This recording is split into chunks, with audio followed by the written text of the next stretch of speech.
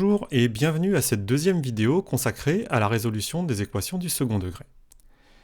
Dans la vidéo précédente, on a vu comment résoudre certaines équations du second degré en utilisant la règle du produit nul. Bref rappel, l'approche consistait à transformer l'équation de départ en une équation équivalente ayant la forme d'un produit nul, c'est-à-dire une équation dont l'un des membres est sous forme factorisée et dont l'autre membre est égal à 0.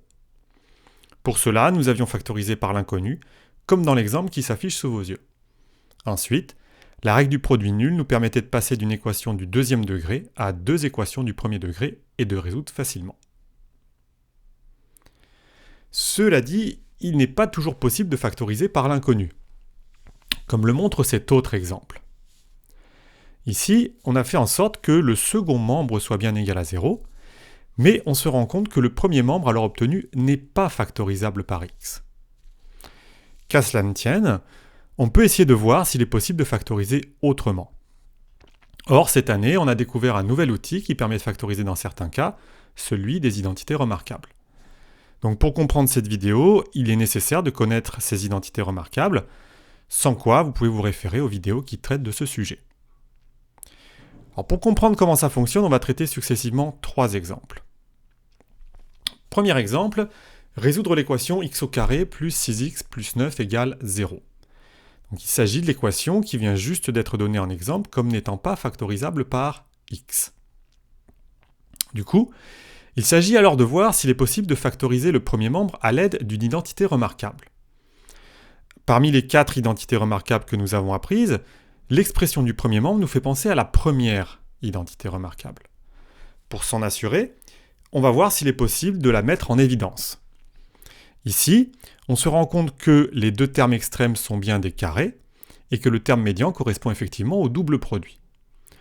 On vient donc de mettre en évidence qu'il s'agit bien de la première identité remarquable et on peut donc tout de suite factoriser en x plus 3 au carré est égal à 0.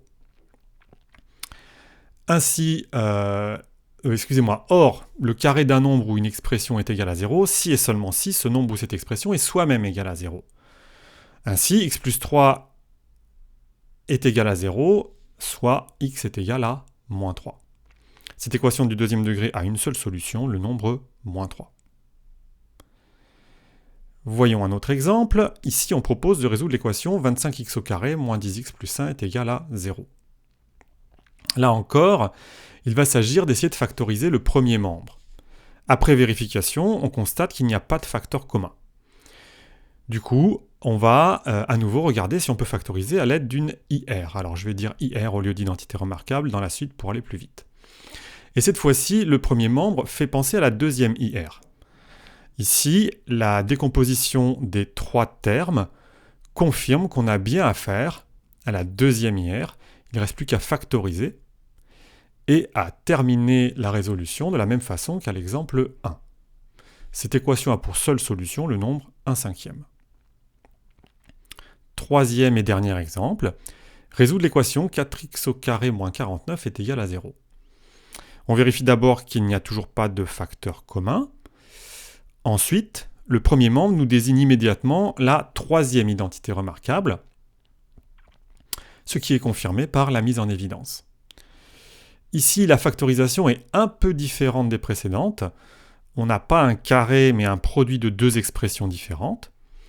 On peut utiliser la règle du produit nul, et on obtient alors deux petites équations du premier degré qui ne posent aucune difficulté à résoudre. En conclusion, on obtient ici deux solutions, 7,5 et moins 7,5. Voilà. Dans la continuité de la vidéo précédente, on vient donc de voir comment on peut résoudre certaines équations du deuxième degré par factorisation. Dans la vidéo précédente, en factorisant par l'inconnu. Dans cette vidéo-ci, en utilisant l'une des trois premières IR. Et du coup, suite logique, dans la prochaine vidéo, on verra comment utiliser la quatrième IR. En tous les cas, j'espère que cette présentation était parfaitement incompréhensible. Bon, vous avez compris qu'il fallait prendre ce que je viens de dire au deuxième degré. Au revoir.